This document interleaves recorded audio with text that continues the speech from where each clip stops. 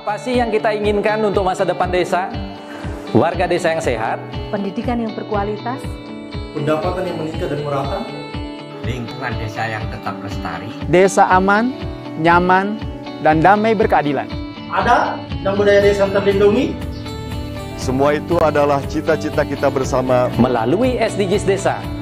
bergabung dengan seluruh warga Sidin. Melangkah maju, mewujudkan cita-cita bersama. Desa-desa di Indonesia telah menapaki kemajuan. Gotong royong yang tetap terjaga. Fasilitas di desa semakin baik, pendidikan dasar mencukupi. Akan tetap kita tidak boleh lengah, sebab masih banyak tantangan yang menghadapi. pengangguran pemuda desa. Pengangguran pemuda desa harus diatasi. Penurunan kemiskinan desa harus lebih cepat lagi. Kebakaran hutan harus dihentikan. Kekerasan terhadap perempuan harus dihilangkan. Pekerjaan-pekerjaan yang belum usai ini Kini harus kita tuntaskan. Jadi, mari berdiri. Mari berdiri. Mari berdiri. Mari berdiri sebaris, berjajar bergandengan tangan, Melukis kuntul baris. Mewujudkan cita-cita kita bersama.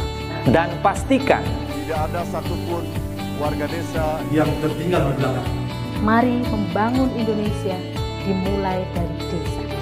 18 tujuan untuk mewujudkan desa yang lebih baik.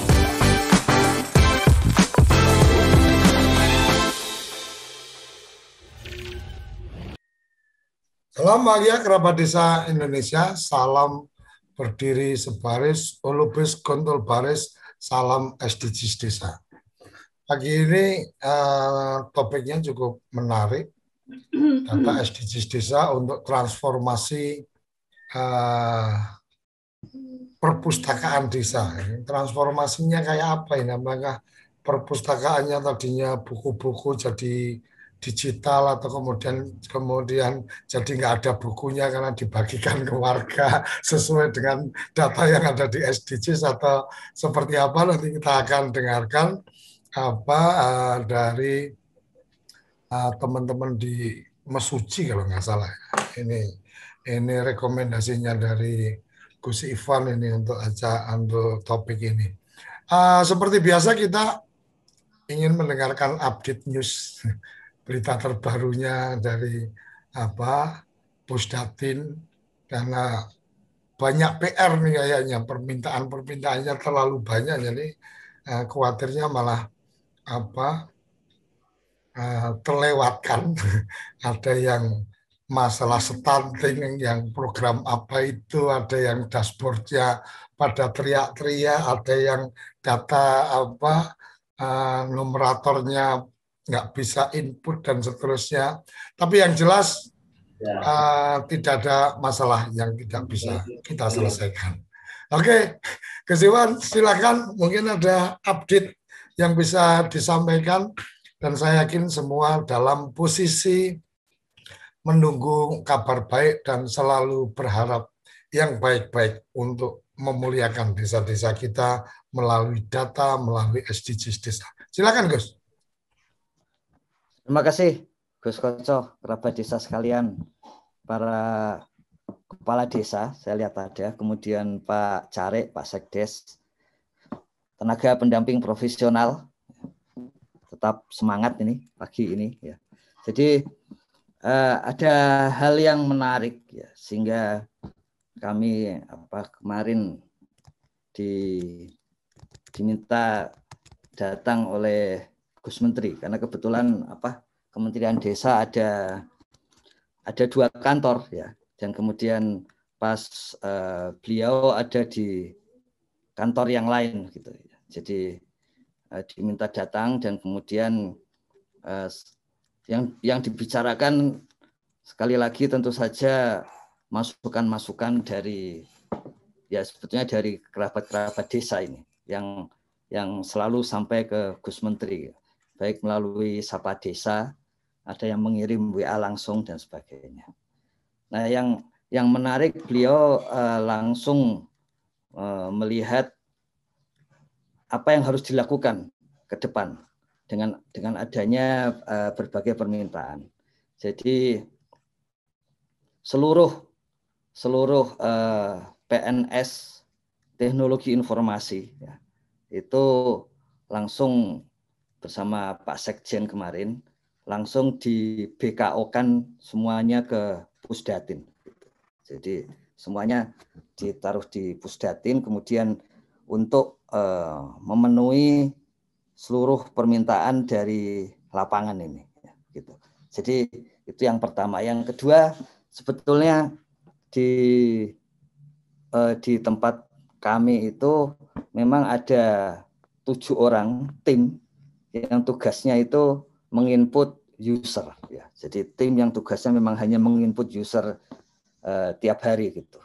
Kemudian ada 8 orang juga tim yang tugasnya itu memang mengekspor data ke Excel ya. Kemudian mengirim kepada ya permintaan-permintaan itu. Sebetulnya setiap hari gitu.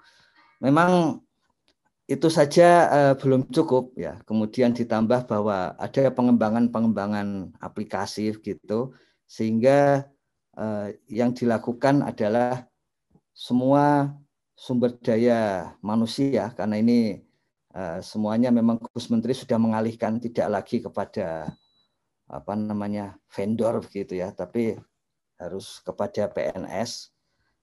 Karena sudah ada anggaran, maka mau nggak mau pasti ada yang harus dikeluarkan, tapi yang memegang semuanya itu harus PNS. Ini sama juga yang kemarin terjadi di Kabupaten Sumedang ketika pengembangan IT di desa-desa di Kabupaten Sumedang juga berbasis kepada pegawai setempat gitu. Jadi itu lebih berkelanjutan. Nah kemudian itu yang pertama. Yang kedua, beliau menyampaikan perlu disampaikan kepada publik apa yang terjadi di kita sehingga dan apa yang akan kita lakukan sehingga bisa terinformasi. Jadi Gus Koco, kerabat desa sekalian, jadi kami sampaikan kondisinya ya. Jadi di Kementerian Desa itu kapasitas akses masuknya khusus untuk SDGs ya, tidak termasuk yang lain ini. Itu yang paling besar, yaitu memang dibuat yang paling besar 50.000 per detik. Kemarin rata-ratanya 76.000 per detik. Itu yang masuk ya. Kemudian setelah masuk di dalam kan melihat berbagai hal, terutama untuk mencek data, kemudian mendownload. Gitu. Jadi ketika masuk itu tidak langsung keluar, tapi bekerja macam-macam begitu. Itu yang kita sebut sesi. Ya. Jadi setelah masuk bisa bekerja itu sampai 1 juta user gitu. Ya. Kita menggunakan 64 core khusus untuk SDGs ya. Jadi sesi yang menggunakan itu tercatat yang akan menggunakan itu sampai 4 juta gitu. Jadi kapasitas kita ditingkatkan jadi 1 juta. Sebelum 31 Mei itu 250.000 ya. Sekarang menjadi 1 juta, tapi dengan mesin baru, tapi kemudian yang datang lebih besar lagi gitu. Jadi yang menggunakan. Karena itu Gus Menteri menyampaikan mesin yang baru lagi supaya segera bisa masuk gitu, didatangkan lagi supaya memenuhi kebutuhan warga. Nah apa hasilnya? Tidak hanya admin desa ya yang kemudian sulit, sampai kepada kami pun juga jadi sulit mengakses gitu.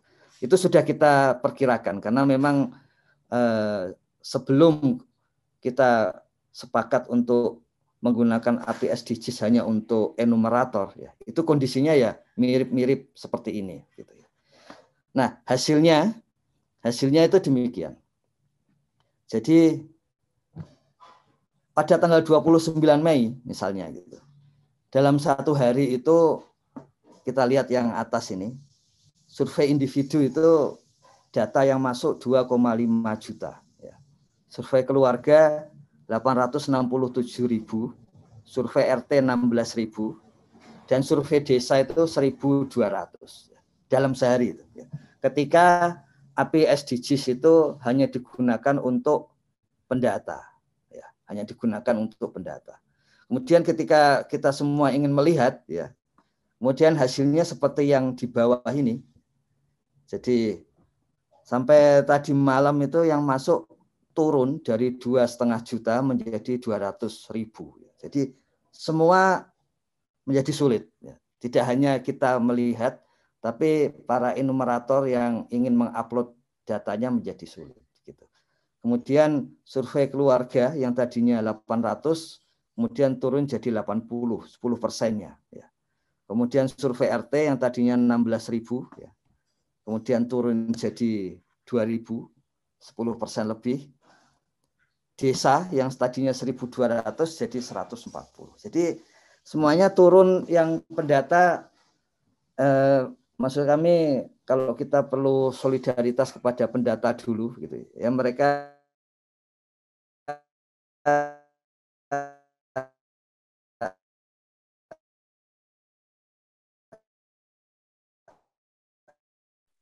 Halo Gus. Saat ini kapasitasnya tinggal. Nah kemudian didiskusikan. Yuk. Halo? Ya, agak putus-putus tadi. Lanjut. Oke. Karena saya menggunakan WiFi HP ini, mohon maaf. Nah kemudian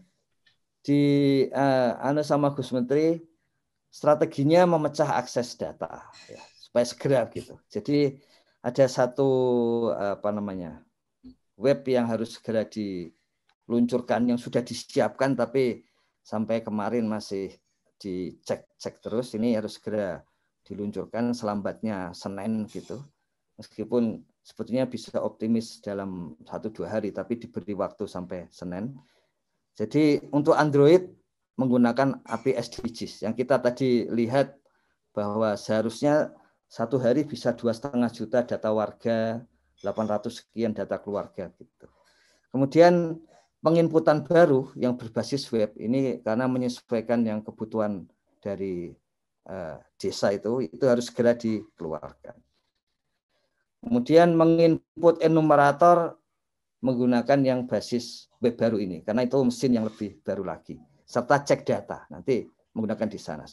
Nah itu yang akan dilakukan 10-14 Juni ya, supaya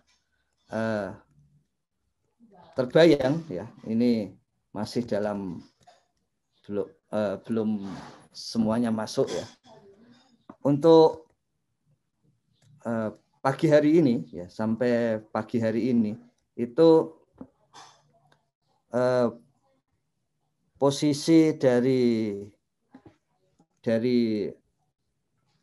data kita ya, Kocok kerabat desa sekalian, itu untuk survei individu 76,5 juta itu. Jadi Gus Menteri sudah menyampaikan juga kemarin supaya kita berterima kasih kepada publik ya, terutama kepada desa, karena 76,8 juta data warga ini adalah, kalau istilahnya Bu Sri Mulyani, ini kekayaan desa yang paling tinggi gitu. Dan itulah yang kemudian memastikan kesejahteraan warga desa lebih mudah terdeteksi.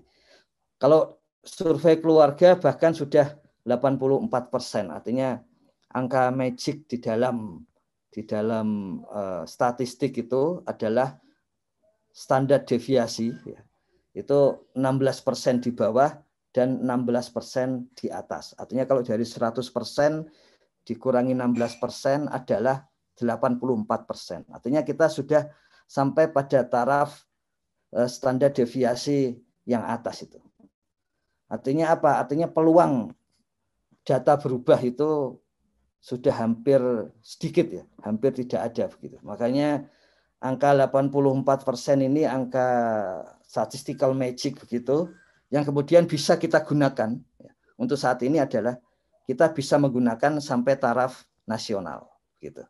Kemudian RT 415.000 RT. Perlu kami sampaikan kembali, RT itu adalah kekayaan baru desa. Jadi data RT belum pernah ada.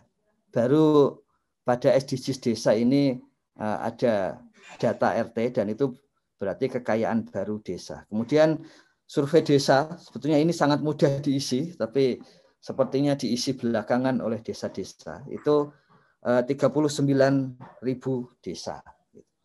Kemudian untuk BUMDes itu juga kemarin dibicarakan sudah ada 4.000 BUMDes yang masuk dan ada hampir 400 BUMDesma yang dicek. Dan kemarin kalau hari ini kerabat desa, para tenaga pendamping profesional mencek sedang diperbaiki karena dari tadi malam kemudian langsung bergerak seluruh ahli, seluruh PNS IT di Kemendesa mengerjakan hal tersebut. Jumlahnya demikian. Nah kemudian untuk melihat bagaimana nanti selambatnya Senin itu ya, itu untuk mengisi datanya nanti sudah bisa langsung melalui web dan langsung bisa dicek apa saja yang sudah diisi. Jadi mengedit langsung dari webnya. Jadi supaya kalau ada kesalahan-kesalahan bisa langsung diedit dan kemudian di situ bisa langsung bersih datanya begitu. Jadi ada yang mengusulkan langsung mengedit karena khawatirnya kalau diedit mesin nanti justru editannya bisa salah gitu. Jadi makanya fasilitas langsung mengeditnya itu segera dimunculkan. Jadi itu yang akan disampaikan. Gus Koco sudah mewanti-wanti jangan sampai belenjani janji, ya, jangan sampai menyalahi janji. Dan Gus Menteri juga menyampaikan tidak boleh menambah kekecewaan para enumerator, para pendamping, para kades, para sekdes sebagai ketua Pokja gitu ya. Jadi satu pernyataan yang serupa seperti itu ya. Kemudian karena tadi disampaikan sudah 84%, ya, makanya Gus Menteri menyampaikan kepada publik data-data desa dari SDGs desa. Ya. Kami hanya sampaikan ulang. Misalnya sekarang desa sudah pasti bisa mengetahui berapa jumlah keluarga yang hidup di rumah kumuh, ya, misalnya. Itu data yang bisa langsung diambil. Dan jumlah nasionalnya 7%. Jadi kalau ingin mencek secara kasar, ya, secara raw gitu, bahwa bagaimana keluarga miskin berbasis akses, yang kita banyak melihatnya itu kalau akses itu dari rumah. Ya. Kenapa rumah? Karena kalau pendapatan itu bisa berubah-ubah per bulan. Menjelang Idul Fitri orang miskin mungkin pendapatannya meningkat, setelah itu tidak. Menjelang Natal pendapatan meningkat, setelah itu tidak. Tapi memperbarui rumah sebagai aset itu lebih sulit lagi. Ya. Kemudian yang kedua, desa tanpa kelaparan. Itu juga bisa langsung diketahui. Ya. Dan data-data ini seperti Gus Menteri sampaikan beberapa bulan lalu akan disampaikan kepada instansi yang berwenang untuk konsolidasi data. Jadi konsolidasi data itu sudah dirancang beliau bahwa data yang ada dari instansi atau pihak lain swasta LSM sebaiknya diserahkan ke desa. Kemudian desa akan mencek dengan pendataan SDGs desa. Dan kalau SDGs desa memang ada yang perlu diperbaiki, maka diperbaiki. Sehingga data desa makin lama makin sama dengan data yang lain. Kalau data desa yang benar ya pihak lain yang perlu memperbaiki. Jadi sama-sama diuntungkan gitu. Kemudian untuk desa sehat dan sejahtera, sekarang desa sudah mengetahui juga secara khusus penyakit-penyakit dan kemudian yang diderita oleh warga desa by name by address, sehingga memudahkan Puskesmas, Posyandu, sampai kepada Kementerian Kesehatan, Dinas Kesehatan untuk melihat. Kalau ada kesalahan, diperbaiki desa. Kalau desanya memang sudah benar, maka justru keuntungan bagi instansi lain, pengguna lain untuk menggunakan data tersebut. Jadi caranya seperti itu. Kemarin juga ditunjukkan kepala desa perempuan, sudah kelihatan. Anggota BPD perempuan, ini data baru, belum pernah muncul sebelumnya, belum pernah ada. Ini juga kekayaan data dari desa. Perangkat desa perempuan, ya, ini juga kekayaan desa lagi. Ya. Jadi banyak kekayaan tak terlihat di desa yang kemudian sekarang muncul. Gitu. Jadi itu satu hal yang penting di sini. Kemudian kawasan permukiman ini supaya warganya itu nyaman. Gitu. Nah data inilah yang digunakan oleh perpustakaan di Mesuji, ya, khususnya untuk menggerakkan perpustakaan desa supaya bisa ramah kepada golongan difabel. Ya. Jadi golongan-golongan difabel ini supaya bisa tetap mengakses perpustakaan. Dan kita tahu apa pentingnya perpustakaan sejak tahun 2006 melalui data potensi desa BPS. Seluruh desa mandiri ya, itu korelasinya tinggi dengan terbangunnya perpustakaan. Jadi bukan berarti kalau membangun perpustakaan kemudian jadi mandiri, tidak. Tetapi semakin maju desa, semakin membutuhkan perpustakaan. Dan kita mengetahui 1 dari 6 perpustakaan terbaik di Indonesia ya, itu adalah 1 perpustakaan desa yang ada di Ambon, perpustakaan Hatukao yang ada di Ambon, Maluku, yang sudah dinyatakan oleh Perpustakaan Nasional sebagai 6 perpustakaan terbaik nasional. Gitu. Jadi artinya apa? Artinya memang membangun desa melalui perpustakaan itu sangat berpeluang. Begitu. Kemudian untuk pertama kalinya juga itu pemerintah desa bisa mendapatkan data mengenai persepsi warga terhadap pemerintahannya. Jadi seperti ini ya. Jadi itu hal yang bagus, hal yang penting. Kemarin ada yang mengirim WA dan chat, apakah PPID desa, pejabat untuk informasi desa, perlu. Salah satu tugasnya PPID itu adalah mencek sejauh mana warga puas terhadap kinerja pemerintahan. Ya. Jadi kalau di Kementerian Desa, PPID itu setiap tahun melakukan survei sejauh mana kepuasan kepada layanan Kementerian Desa.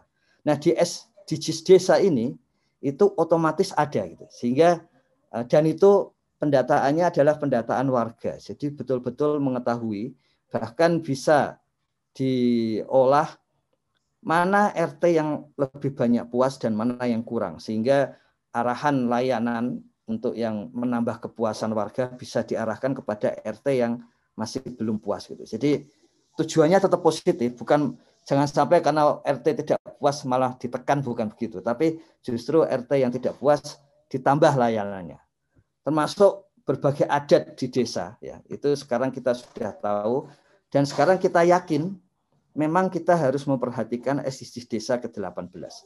Karena 70% adat di desa itu masih jalan. Jadi kita mengetahui secara kuantitatif seperti itu. Itu hal-hal yang baru, kalau istilah Bu Sri Mulyani di dalam berita beberapa hari yang lalu, kekayaan baru kita. Dan kekayaan itu munculnya dari desa. Gitu. Makanya Gus Menteri menyampaikan harus kita sampaikan terima kasih kembali kepada desa pendamping kepala desa Pokja. Kemudian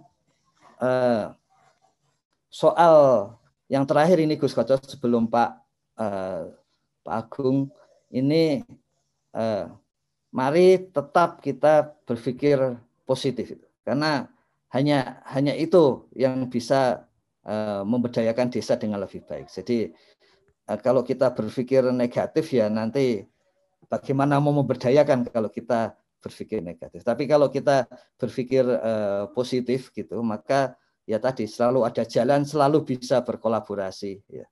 Jadi apa namanya berbagai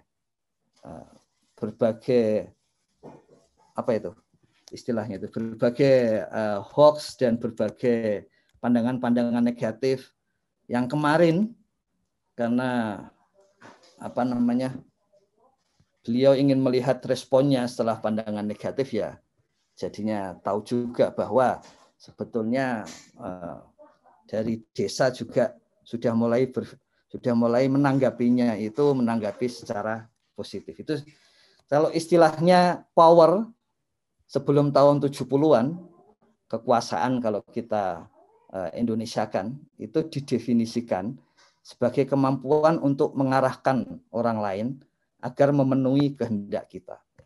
Tapi itu adalah kekuasaan definisi yang kuno. Jadi setelah tahun 70-an, Michel Foucault dan golongan-golongan ilmuwan sosial terbaru gitu, itu mengalihkan definisi itu sebagai kekuasaan adalah kemampuan membuat orang lain bisa memenuhi kebutuhannya sendiri.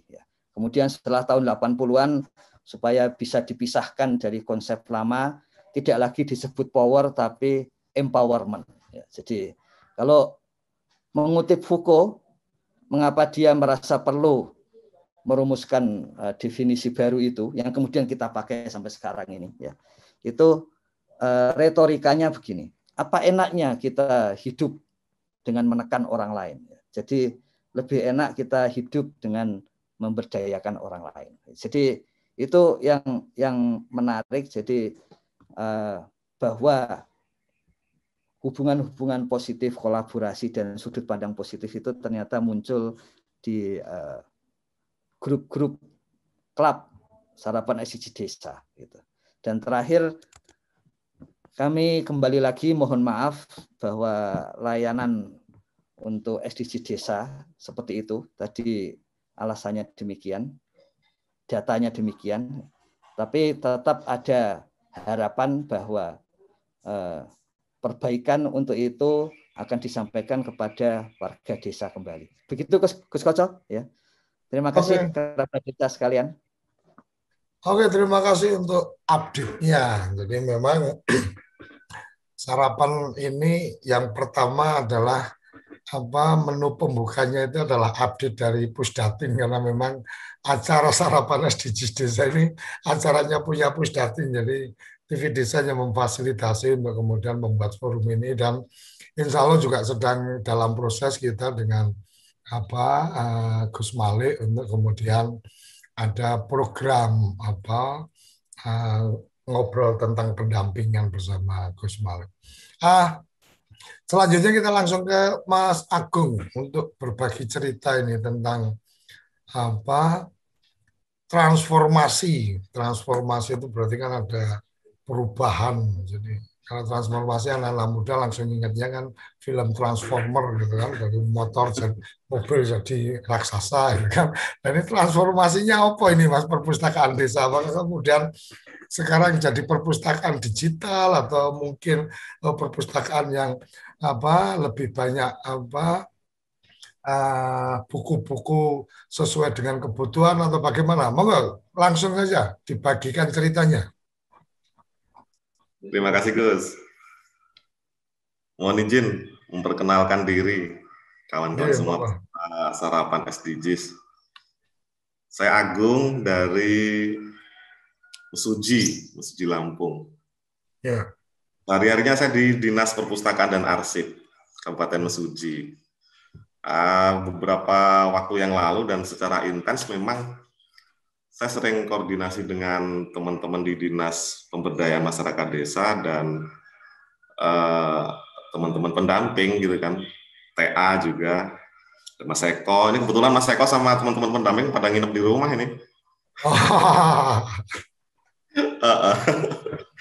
Nah, udah dibikinin kopi belum tuh Mas? Itu kalau nggak dikasih kopi suka bikin rusuh pagi-pagi.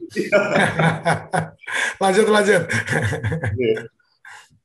Jadi memang kalau kami di dinas sih punya kepentingan sih memang untuk di desa, terutama dengan perpustakaan desa gitu kan.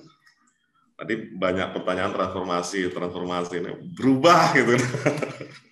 Transformer aja itu. Kalau program transformasi perpustakaan berbasis inklusi sosial itu kan dari pertengahan 2019 program nasionalnya itu. Nah, cuman kalau di daerah memang tidak ada yang tidak serempak sih, memang mereka mulai mengikutinya gitu kan. Kalau kami di Mesuji dari akhir 2019, alhamdulillah di desa juga beberapa sudah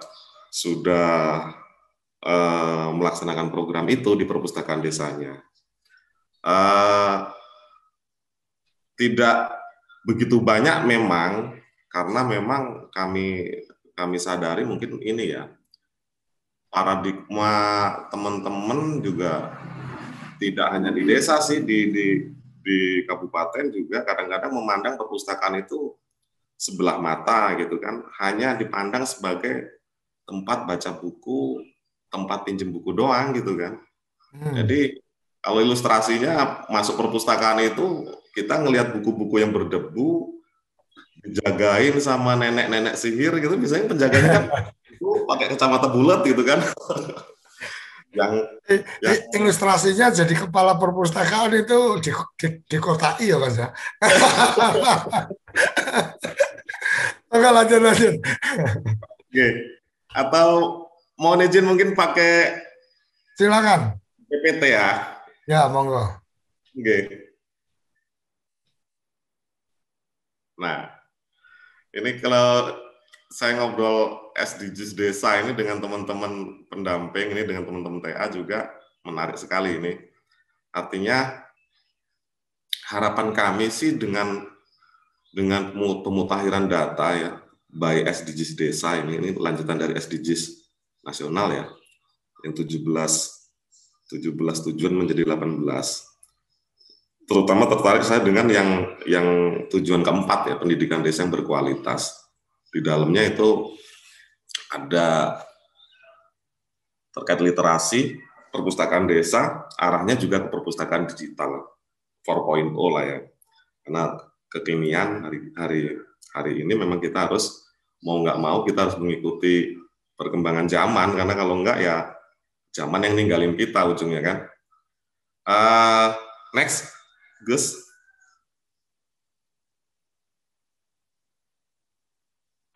Agak berjeda ya.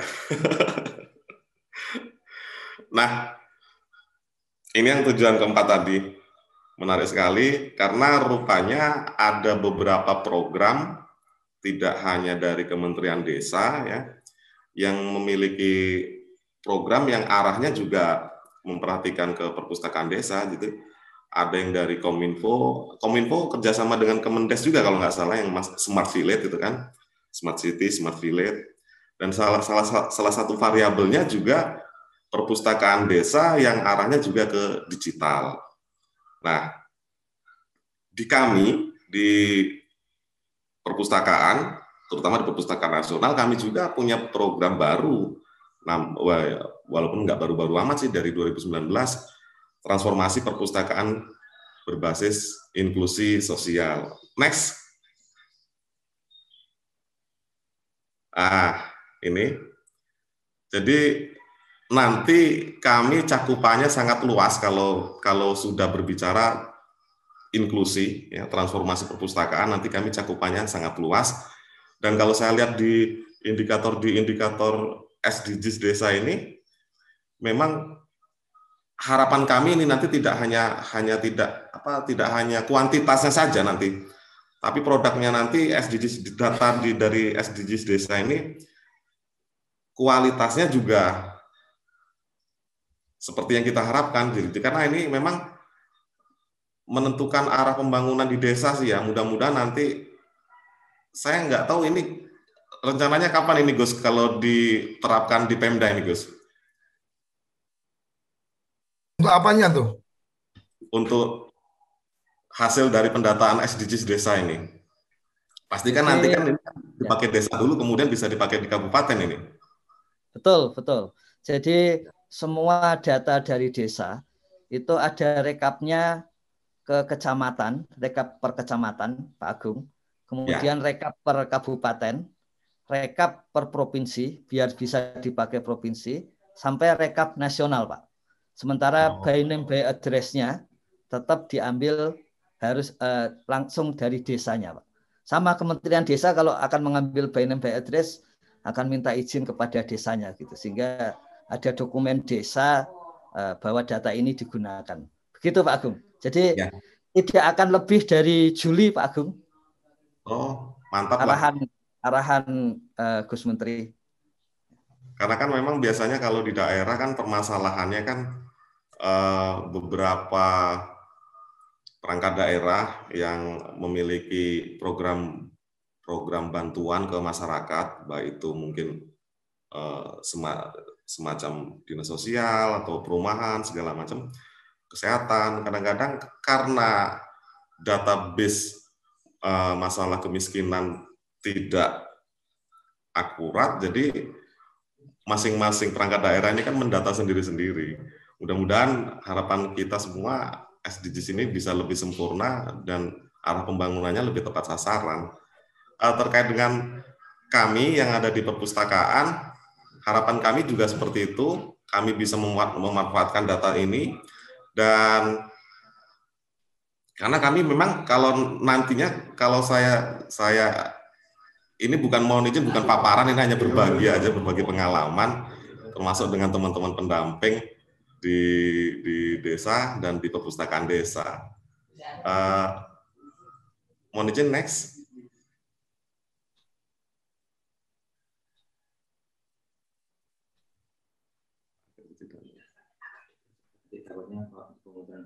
Oh iya. Nah, di awal mungkin ya sudah sampai strategi ini.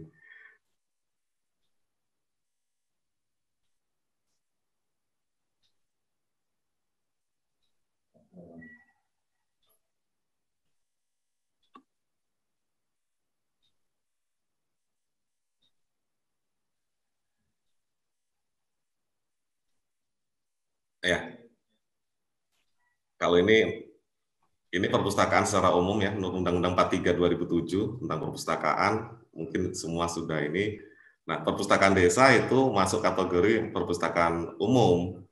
Karena kalau dari jenisnya kan ada perpustakaan nasional, perpustakaan umum, kemudian perpustakaan sekolah, perpustakaan perguruan tinggi, dan perpustakaan khusus. Next. Kalau desa ini masuknya ke perpustakaan umum, sama dengan kami. Jadi ketika kami yang ada di kabupaten memiliki program, termasuk itu tadi, transformasi perpustakaan, tidak apa-apa, next saja. Itu di desa juga bisa mengaplikasikannya juga.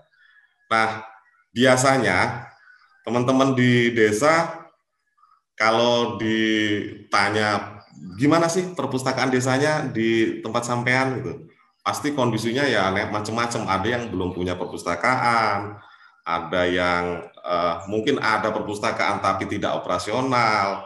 Karena memang paradigmanya saya juga memaklumi karena ini masih baru, jadi perpustakaan masih dipandang konvensional, hanya tumpukan buku ya, tempat pinjam buku, tempat baca buku.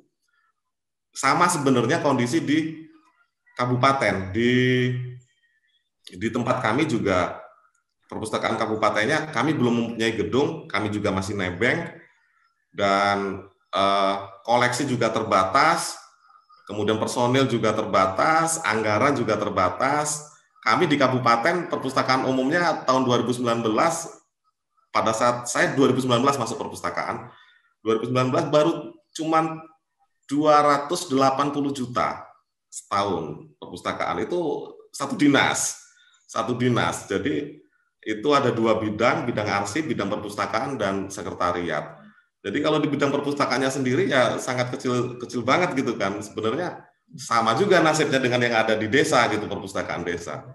Nah, tapi kami semangatnya karena ada program baru. Jadi keterbatasan itu tidak jadi hambatan kita untuk supaya kita bisa memberikan manfaat lah untuk masyarakat. Next.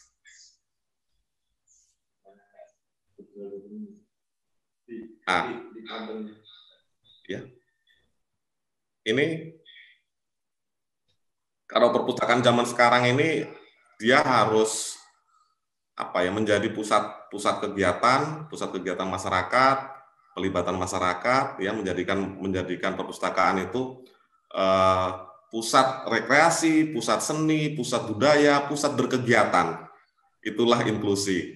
Jadi apalagi kalau data SDGs ini sudah selesai secara nasional, mungkin perpustakaan desa bisa lebih berperan gitu kan. Next.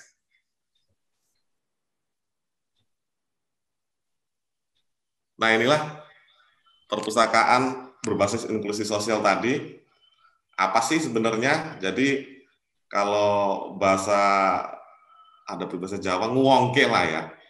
Jadi pendekatannya ini pendekatan kemanusiaan. Jadi nguwongke kalau bahasa Jawanya. Kemudian ini dirancang agar memiliki nilai kebermanfaatan sosial yang tinggi, gitu kan? Tidak hanya sekedar tempat baca-baca doang, gitu kan?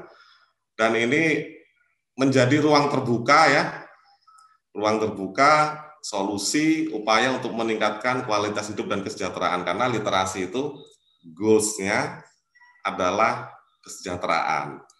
Next. Nah, kalau ini peran perpustakaan dalam SDGs ya, dalam sinergi lintas sektor. Mungkin ini saya bacanya mungkin tidak terlalu ini saja. Ini mungkin kalau ini kan secara nasional ya, dengan KL ya, Kementerian Lembaga.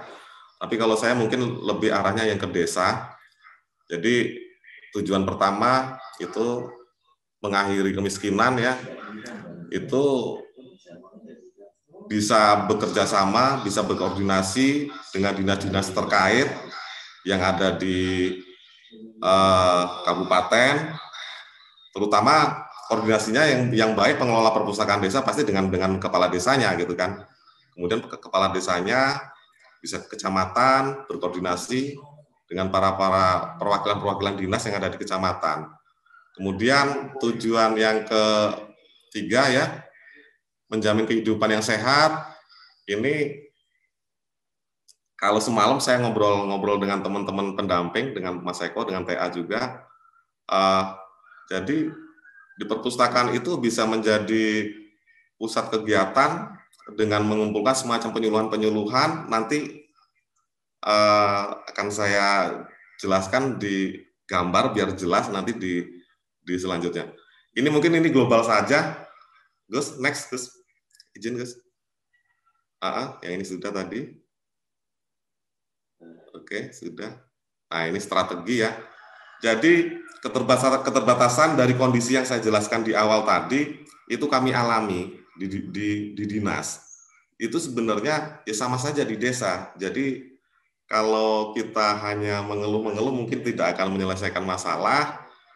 Anggap-anggap ya keterbatasan itu menjadi semangat lah ya, motivasi buat kita gimana kita bisa berbuat lebih untuk masyarakat.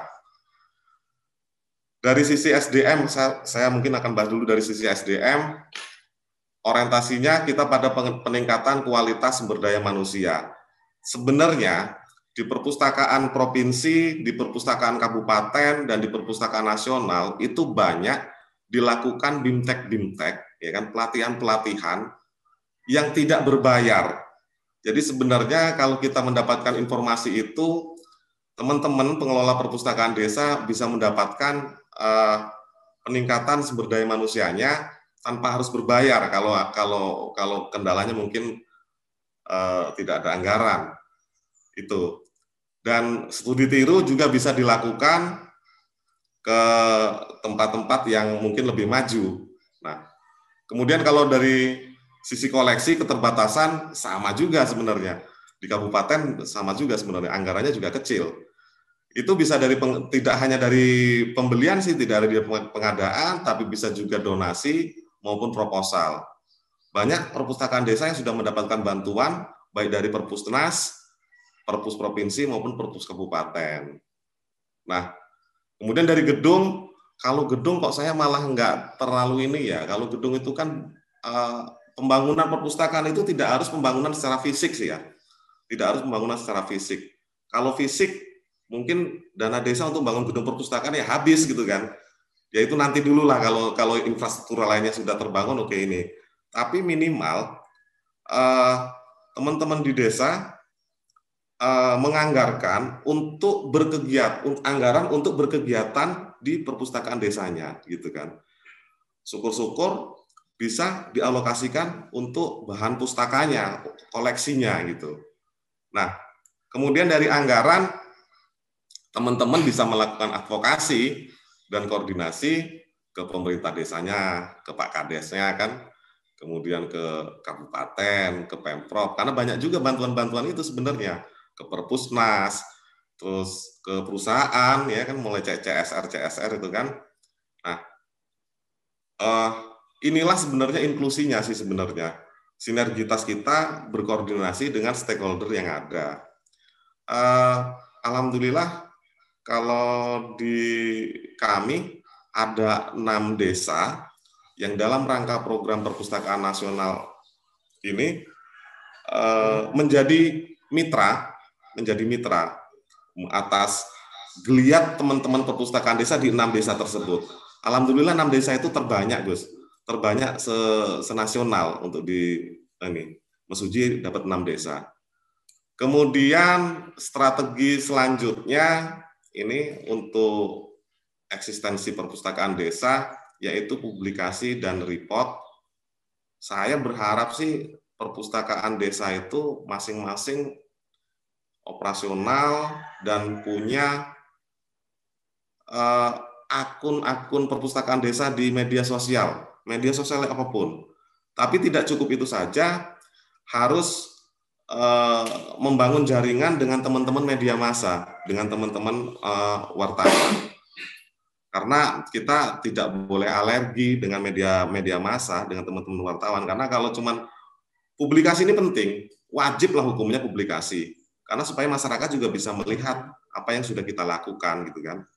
Nah, tidak cukup dengan hanya media sosial, karena pertemanan kita di media sosial juga sangat terbatas. Kita harus dibantu dengan teman-teman media massa. Next. Nah ini mungkin kalau berbaginya lewat gambar agak lebih enak dilihat ini kan. Jadi ini beberapa eviden kegiatan ya yang perpustakaan kabupaten dan perpustakaan desa sudah lakukan. Inilah kegiatan-kegiatan yang inklusi sosial. Jadi tidak hanya sebagai tempat baca atau pinjam buku saja, perpustakaan itu sudah dituntut menjadi pusat kegiatan masyarakat dengan melibatkan semua komunitas yang ada di desa. Komunitasnya komunitas apa? Komunitas apapun, yang penting basisnya literasi. Bisa seni, budaya, sastra, ya kan, kelompok wanita tani, kelompok tani, kalau yang bapak-bapak kan, anak motor, anak pengajian, ibu-ibu PKK, dan lain sebagainya. Semua komunitas yang basisnya literasi itu harus kita rangkul di perpustakaan desa. Kita fasilitasi, ini saya berikan contoh, perpustakaan memfasilitasi teman-teman komunitas seni ya, yang di kiri atas, untuk memamerkan karya-karyanya pada saat pameran atau expo. Kemudian di bawahnya pagelaran seni, kolaborasi dengan teman-teman komunitas seni, budaya, dan kolaborasi juga dengan dinas pariwisata. Kemudian dengan teman-teman komunitas sastra, bikin acara bareng nih di perpustakaan, puisi, kemudian bikin acara bedah buku. Nah ini kalau yang di bawah ini pada saat advokasi dengan Mas Eko sama Mas Lutfi ini, TA sama PD ini. Next. Nah, perpustakaan juga harus bisa memfasilitasi pembentukan komunitas. Karena teman-teman berkegiatan biasanya ini saya contohkan, ini ada di desa itu banyak, kalau zaman sekarang ini banyak konten-konten kreator, tapi biasanya berdiri sendiri-sendiri. Nah, perpustakaan desa bisa tuh memfasilitasi pembentukan komunitasnya sehingga bisa berkegiatan bareng-bareng. Nah, di bawahnya bedah film ya, teman-teman konten kreator, karena kontennya banyak sih, ada yang ngevlog, ada yang hanya mengcover lagu dan lain-lain, ada yang buat film pendek. Nah, ini perpustakaan memfasilitasi acara bedah film pendek. Jadi gimana caranya supaya teman-teman konten kreator bisa membuat film pendek dengan seni peran yang bagus, ya, tidak ada pelanggaran ITE di situ. Nah, kemudian ini perpustakaan dalam rangka mendongkrak IPM bidang pendidikan. Jadi memang karena harus kolaborasi ya, karena inklusi itu nggak bisa bekerja sendiri. Kuncinya di situ, perpustakaan nggak bisa bekerja sendiri, karena kalau bekerja sendiri ya putus napas pasti, dan tidak ada artinya. Nah, ini perpustakaan bekerja sama dengan PKBM, Pusat Kegiatan Belajar Masyarakat. Ini kan padahal kalau PKBM di bawah koordinasi Dinas Pendidikan. Cuman nggak apa-apa, perpustakaan harus masuk ke situ, harus bisa masuk ke situ.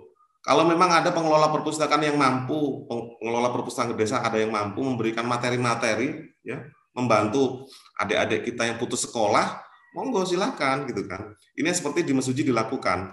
Nah, kemudian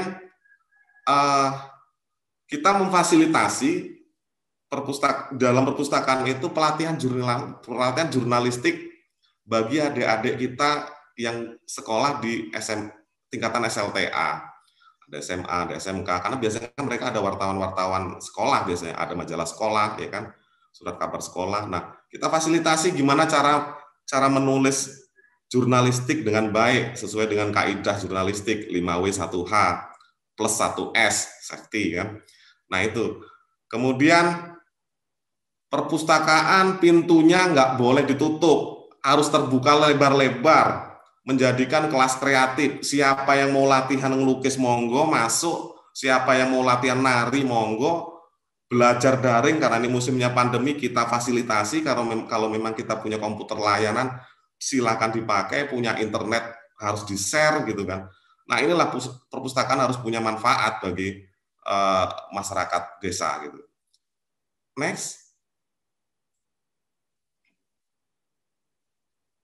Nah, ini workshop ketahanan pangan yang di gambar pojok kiri atas.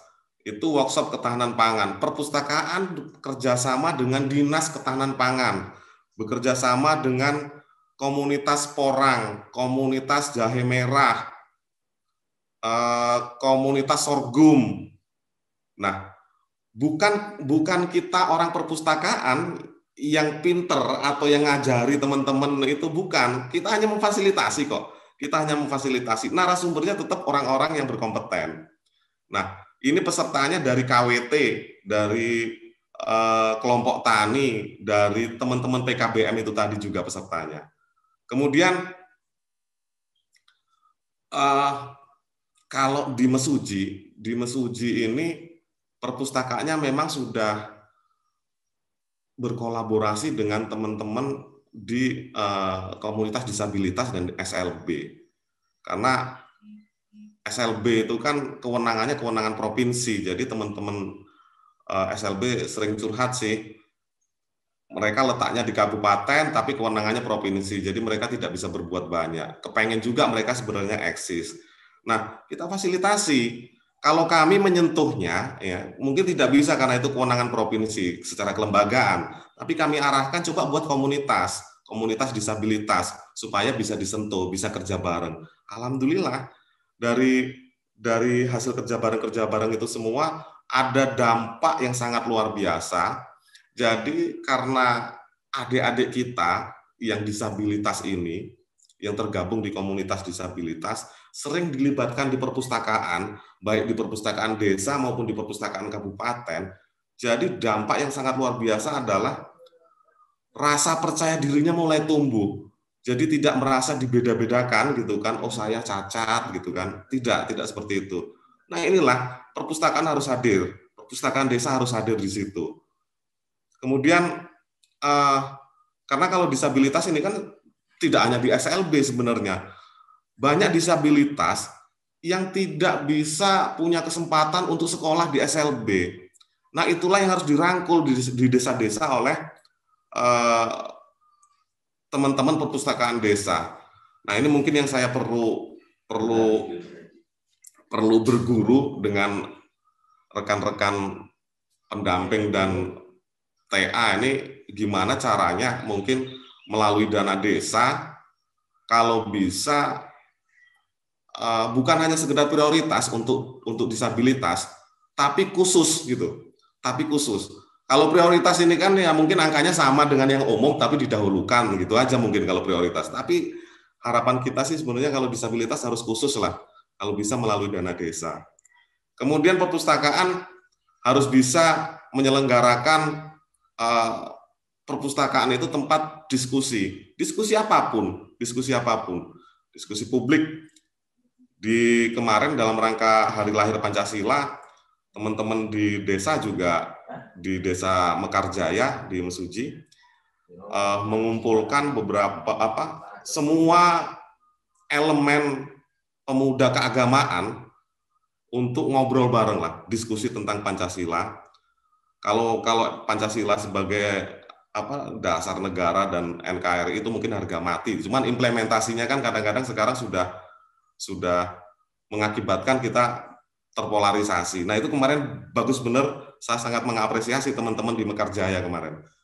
Kemudian ini gambar selanjutnya, perpustakaan Sidang Makmur, ini Desa Sidang Makmur di Kecamatan Rawajitu Utara, Mesuji ya.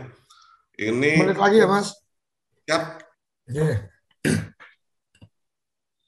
Perpustakaan Sidang Makmur ini melaksanakan sekolah lapangan petani. Ini pesertanya para kelompok wanita tani, instrukturnya dari penyuluh pertanian. Ini dilaksanakan di perpustakaan desa. Sidang Makmur ini salah satu dari 6 desa mitranya Perpustakaan Nasional. Next. Nah, kami pernah melakukan BIMTEK untuk para pengelola perpustakaan desa, yaitu BIMTEK layanan online. Kan kalau sekarang NPWP bisa online mandiri, kemudian kartu kerja, ya kartu kuning, kalau sebutannya kartu kuning itu bisa online mandiri. Terus perizinan itu banyak yang bisa online mandiri. Kemudian administrasi kependudukan, ya layanan-layanan dari Dinas Kependudukan dan Catatan Sipil itu banyak yang bisa layanan online mandiri tanpa harus datang ke kantornya masing-masing. Tapi masyarakat kita kan banyak yang gaptek. Nah, inilah fungsi teman-teman di perpustakaan desa harus hadir di situ membantu. Ini di gambar sebelahnya perpustakaan Pajar Baru, ini Desa Pajar Baru lagi membantu membuatkan NPWP warganya.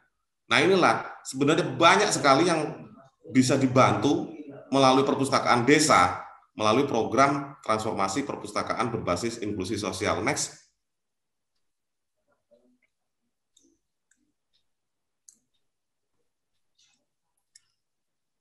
Nah, seperti yang tadi saya sampaikan, perpustakaan harus bisa menjadi pusat rekreasi apapun, pusat rekreasi pendidikan, pusat rekreasi budaya, macam-macam lah, pusat rekreasi penelitian dan lain sebagainya, pusat rekreasi keagamaan.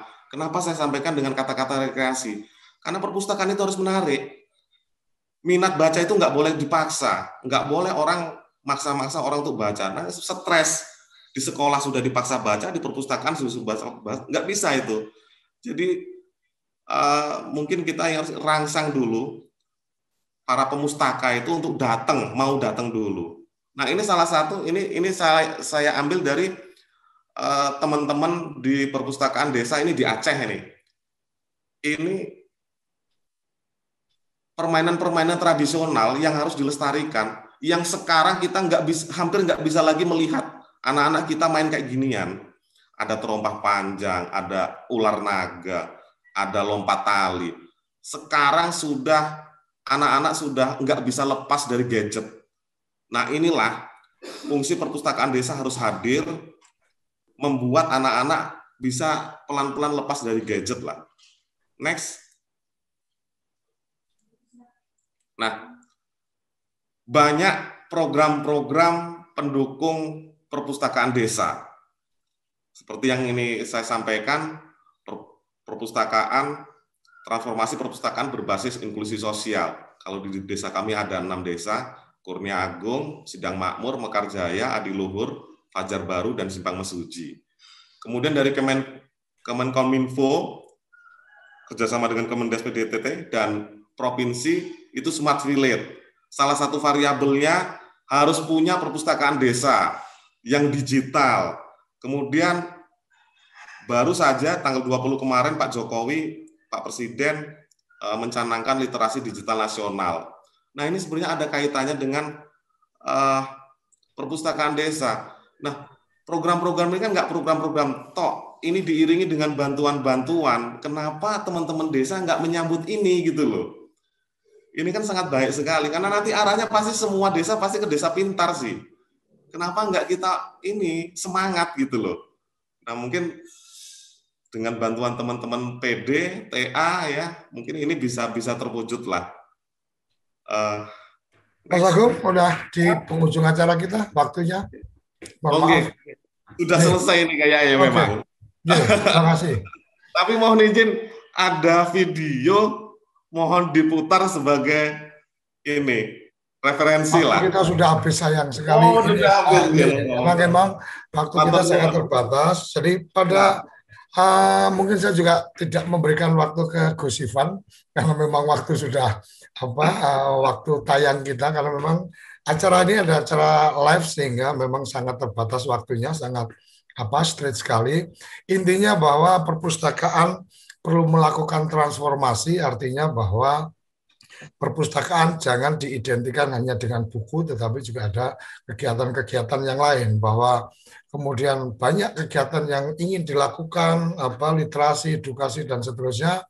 Memang tidak suka menuntut kreativitas. Ketika nggak punya tempat, gimana ceritanya mau ngasih fasilitas orang mengadakan pelatihan dan seterusnya. Oleh karenanya sinergi para pihak, desa punya balai desa, mungkin punya balai RW dan seterusnya, itu bisa dijadikan sebagai tempat untuk bersinergi, untuk melakukan kolaborasi, karena memang perpustakaan ini pemahamannya dari dulu adalah selalu buku, tapi hari ini sudah mulai digeser bahwa melihat perpustakaan tidak hanya melihat buku. Kira-kira seperti itu yang kita bisa dapatkan dari transformasi perpustakaan desa. Dan sekali lagi, pendamping desa, teman-teman pendamping profesional ini perlu kemudian juga memperkaya atau memperkuat pemahaman tentang bagaimana perpustakaan, sehingga ketika melakukan pendampingan jadi paham. Karena kalau mendampingi tentang bagaimana transformasi perpustakaan tapi tidak tahu transformasi perpustakaan itu seperti apa, ya tidak mungkin akan terjadi pertumbuhan perpustakaan desa sesuai yang diharapkan.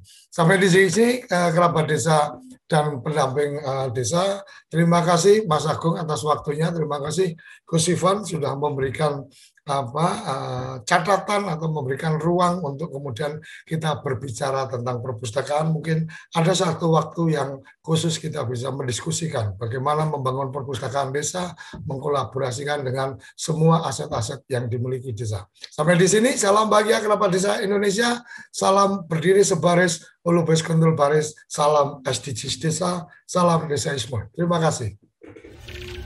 Apa sih yang kita inginkan untuk masa depan desa? Warga desa yang sehat, pendidikan yang berkualitas, pendapatan yang meningkat dan merata, lingkungan desa yang tetap lestari, desa aman, nyaman, dan damai berkeadilan. Adat dan budaya desa terlindungi. Semua itu adalah cita-cita kita bersama melalui SDGs desa. Bergandeng dengan seluruh warga sedih, melangkah maju, mewujudkan cita-cita bersama. Desa-desa di Indonesia telah menapaki kemajuan.